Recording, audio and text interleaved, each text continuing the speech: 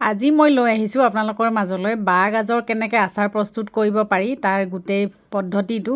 ব'লক তেতিয়াহ'লে আমি বেছি দেৰি নকৰি আমি ভিডিঅ'টোৰ মাজলৈ আগবাঢ়োঁ আৰু যিসকলে মোৰ চেনেলটো নতুনকৈ চাইছে তেওঁলোকে ছাবস্ক্ৰাইব কৰিব নাপাহৰিব। এয়া চাওক, মই আমাৰ যিখন চালাড বনোৱা ৰুকনি হয় সেইখন মই লৈ লৈছোঁ। বাঁহ গাজৰ কাৰণে এনেকৈ ৰুকি ল'ম আৰু এতিয়া মই বাঁহ গাজখিনি ধুনীয়াকৈ মিহি মিহিকৈ এনেকৈ ৰুকি ল'ম। আপোনালোকে কটাৰীৰেও কৰিব পাৰে, যেনেকৈ ইচ্ছা তেনেকৈ মিহি মিহিকৈ কাটি ল'লে হ'ল। মই এইখন ব্যৱহাৰ কৰিছোঁ আৰু এই বাঁহ গাজৰ আচাৰ বনোৱা পদ্ধতিটো কিন্তু বহুত বেছি টান কামো নহয় বা বেছি টাইমো নালাগে, অতি সোনকালে হৈ যোৱা এটা আচাৰ বনোৱা পদ্ধতি হয়। যিসকলে জানে তেওঁলোকতো জানেই, যিসকলে নেজানে তেওঁলোকে মই ভাবোঁ এই ভিডিঅ'টো চাই আপোনালোকে শিকিব পাৰিব, যিসকলে শিকাৰো হয়। আৰু এইখিনি এতিয়া মই গোটেইখিনি ভালদৰে এনেকৈ মিহি মিহিকৈ ৰুকি ল'ম।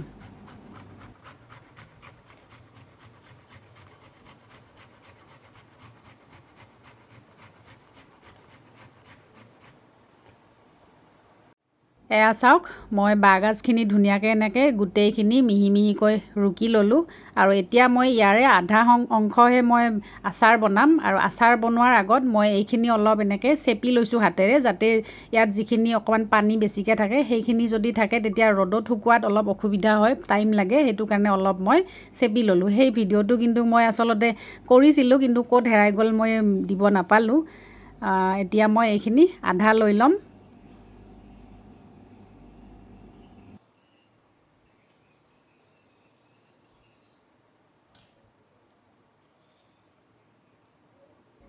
আৰু এতিয়া মই ইয়াতে দি দিছোঁ এয়া নিমখ।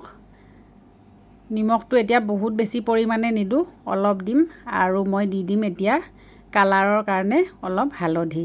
আৰু এইখিনি দি মই এতিয়া ভালদৰে এইখিনি মিক্স কৰি ল'ম, যাতে চবতে নিমখ আৰু হালধিখিনি লাগি যায় খৰিচাখিনিত। আৰু এইখিনি মই 2-3 ঘণ্টামানৰ কাৰণে ৰ'দত শুকুৱাই ল'ম এদিনৰ কাৰণে, যাতে ইয়াতে যিখিনি পানী থাকে সেইখিনি অলপ হ'লেও যাতে নাইকিয়া হৈ যায়। আৰু বহুত বেছি কিন্তু শুকাবও নালাগে, কাৰণ বাঁহ গাজৰ আচাৰটো বহুত বেছি শুকাই দিলে কিন্তু খায়ো ভাল নালাগে। সেইটো কাৰণে অলপ অলপ থাকিব দিব পানীখিনি, জাষ্ট অলপ শুকালে হ'ল।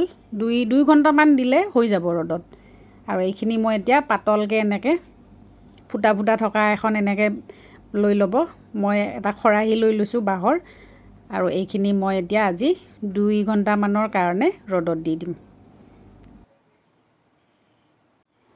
আৰু এয়া চাওক, মোৰ এইখিনি পুৰণা খৰিচা হয়।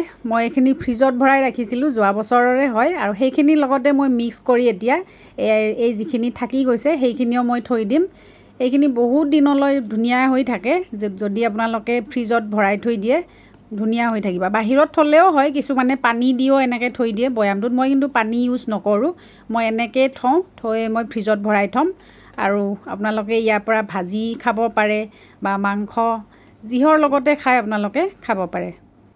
এয়া চাওক, মই এই গোটেইখিনি ইয়াতে ভৰাই থ'লোঁ। থৈ এতিয়া ভালদৰে সাফৰখন মাৰি টাইটকৈ, যাতে বাহিৰৰ পৰা বতাহ নালাগে, তেনেকৈ ধুনীয়াকৈ সংৰক্ষণ কৰি ৰাখিলোঁ। আৰু এয়া লৈ লৈছোঁ মই ভোট জলকীয়া। মই যে যোৱাবাৰ ভোট জলকীয়া আচাৰৰ ভিডিঅ'টো দিছিলোঁ, মই হাতত একো গ্লভছ পিন্ধি লোৱা নাছিলোঁ। সেইকাৰণে ভাবিলোঁ এইবাৰ মানে নহ'ব, আৰু এইবাৰ গ্লভছ পিন্ধিবই লাগিব, নহ'লে ইমান বেছি পুৰিলে যোৱাবাৰ। সেইটো কাৰণে এইবাৰ গ্লভছ ব্যৱহাৰ কৰিছোঁ। আৰু এইখিনি মই এতিয়া ভালদৰে এনেকৈ মিহি মিহিকৈ কুটি ল'ম ভোট জলকীয়াখিনি। আৰু এই ভোট জলকীয়াখিনিও মই আজি ৰ'দত 2-3 ঘণ্টামানৰ কাৰণে এনেকৈ শুকুৱাই ল'ম, যাতে ইয়াৰে এক্সট্ৰা পানীখিনি নাইকিয়া হৈ যায়। এয়া চাওক, মই গোটেইখিনি ধুনীয়াকৈ এনেকৈ কুটি ল'ম এতিয়া।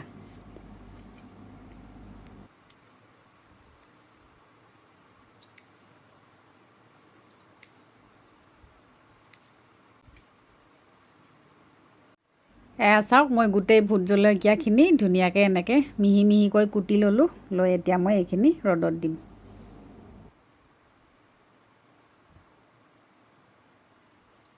এতিয়া মই কেৰাহী এখনত প্ৰথমতে মিঠাতেল যিখিনি লাগে আচাৰৰ কাৰণে সেইখিনি মই ভালদৰে গৰম কৰি ল'ম।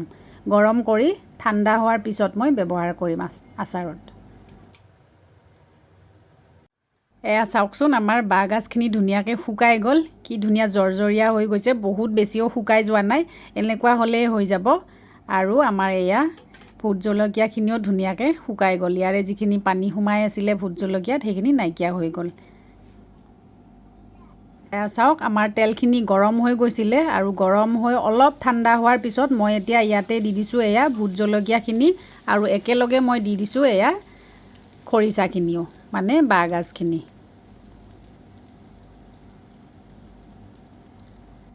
আৰু এতিয়া মই এইখিনি ভালদৰে লৰাই ল'ম গোটেইখিনি যাতে তেলখিনি ইয়াতে লাগি যায় আৰু অকণমান উতলাই ল'লে ভাল হয় গোটেইখিনি, কাৰণ ধুনীয়াকৈ সিজি যায়। নহ'লে আপোনালোকে এনেও ব্যৱহাৰ কৰিব পাৰে, তেনেকৈ নুতলোৱাকৈও থ'ব পাৰে তেলত ভৰাই। আৰু মই ইয়াতে দি দিছোঁ এয়া কাশ্মীৰী ৰেড চিলি পাউডাৰ, অলপ কালাৰৰ কাৰণে, কালাৰটো ধুনীয়া আহিব। বাঁহগাজৰ আচাৰটোত কিন্তু বেলেগ মছলা আৰু একো ইউজ কৰিব নালাগে, নহ'লে কিন্তু বাঁহগাজৰ যিটো টেষ্ট সেইটো নাইকিয়া হৈ যাব। আৰু যিহেতু মই নিমখটো তেতিয়া কমকৈ দিছিলোঁ যেতিয়া শুকাইছিলোঁ বাঁহগাজখিনি, সেইকাৰণে মই এতিয়া এইখিনি টাইমত অলপ আৰু নিমখ দি দিছোঁ আৰু এইখিনি মই ভালদৰে লৰাই ল'ম। এতিয়া 5 মিনিটমানৰ কাৰণে এনেকৈ সিজাই ল'ব বাঁহগাজখিনি, তেতিয়া ধুনীয়া হয় খাব আচাৰটো। আৰু এয়া চাওক আমাৰ ধুনীয়াকৈ হৈ গ'ল এইখিনি। এতিয়া চিচাৰ বৈয়াম এটাত মই একদম পানী নথকা বৈয়াম হ'ব লাগিব, তাত মই ধুনীয়াকৈ ভৰাই থ'ম। দেখিছেনে কিমান কম সময়ৰ ভিতৰত হৈ যোৱা এটা আচাৰ হয়।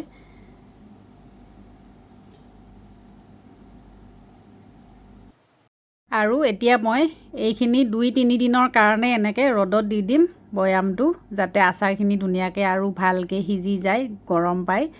আৰু আপোনালোকে ভিডিঅ'টো চাই কেনেকুৱা পালে কমেণ্টত জনাবলৈ নাপাহৰিব। আজিলৈ আহোঁ তেতিয়াহ'লে, বাই বাই।